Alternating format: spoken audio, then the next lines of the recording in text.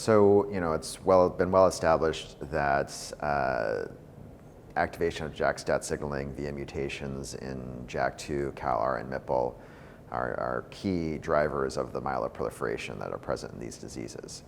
What has been increasingly recognized from studies from my group and many others is that there are a variety of related signaling pathways that are also aberrantly activated. And so the work that we've been doing recently, we have identified in particular this DUSP6 phosphatase, which seems to be in particular overexpressed in patients with advanced MPNs progressing to secondary AML.